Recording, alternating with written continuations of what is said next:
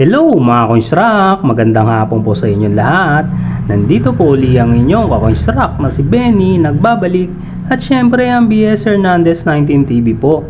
Welcome back po muli sa aking munting channel, sa mga dati na po nating mga subscriber.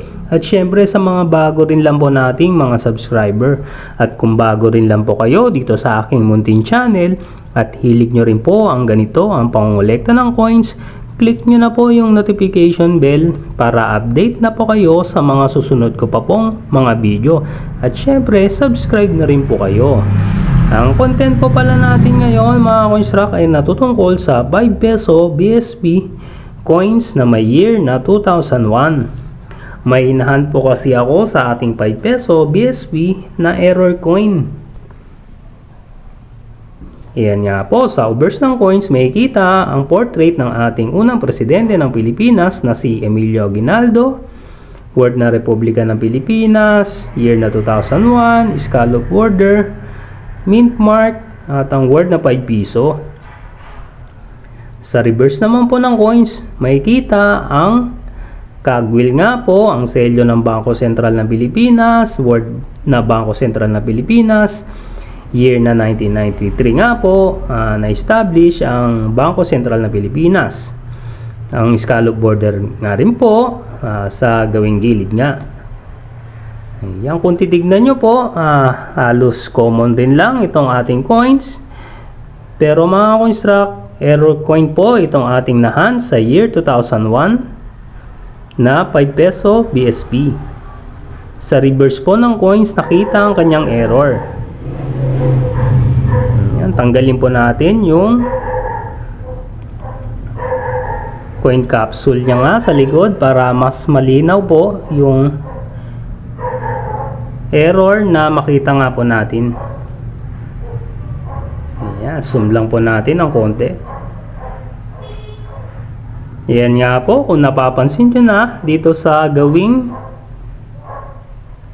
bituin nga po sa loob ng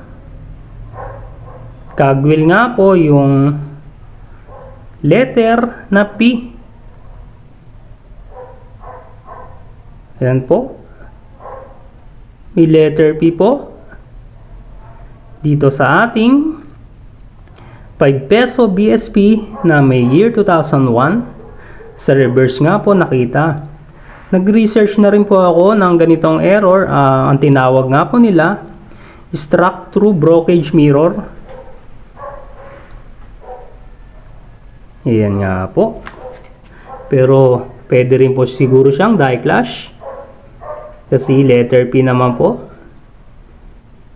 Pero syempre, ang masitawag na rin natin yung struck through brokerage mirror nga po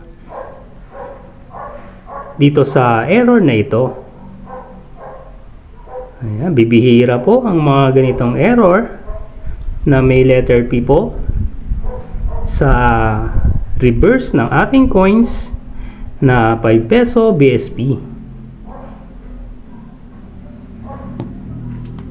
Ayan, sa year 2001 po siya nakita.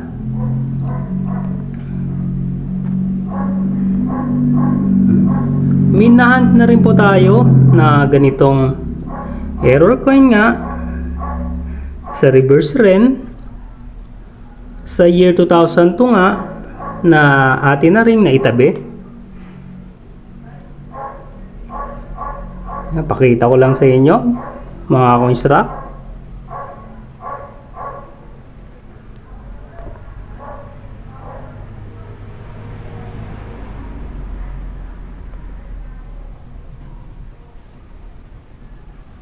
Yan nga po sa gawing bituin rin ang letter P.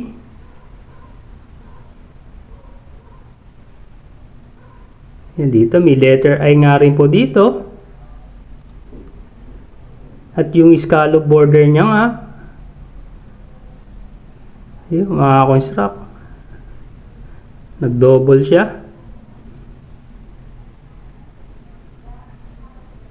Ang galing. Sa year 2002 naman po ito nakita. At hindi lang yan isa mga construct, kasi dalawa na yung sa year 2002 natin na naitabi nga na may error na letter P sa reverse nga. Ito nga po yung ikalawa.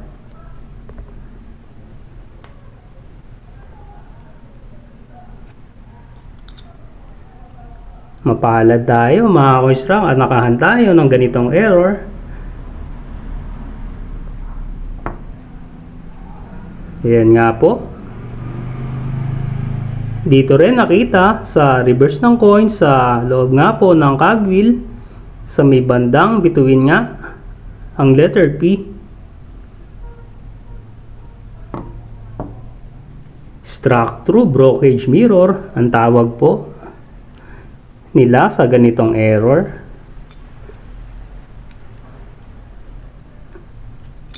Ito yung ating year 2001. Ito yung ating year 2002. Sa ating year 2001 nga, ito nga. At yun sa year 2002. Check nyo na rin mga construct yung mga coins nyo. Baka hindi nyo lang napapansin na may mga ganitong error na rin pala. Hindi nyo lang po nakikilatis ng maayos. Baka may mga ganitong error na rin po ang iyong 5 peso BSP. Kahit hindi man sa year na ganito, sa ibang year nga po, mas maigi po na maging makilatis nga po tayo sa ating mga coins para makakita nga po tayo ng mga magagandang error po sa ating mga coins. So paano mga construct? Sana may na-share na naman ako sa inyo about sa error coin na ating nahunt nga na year 2001 na meron pong letter P sa reverse nya.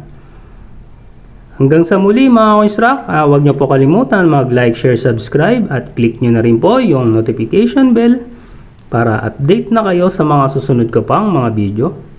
Maraming salamat, mag-iingat na lang po tayo. God bless. Thank you po.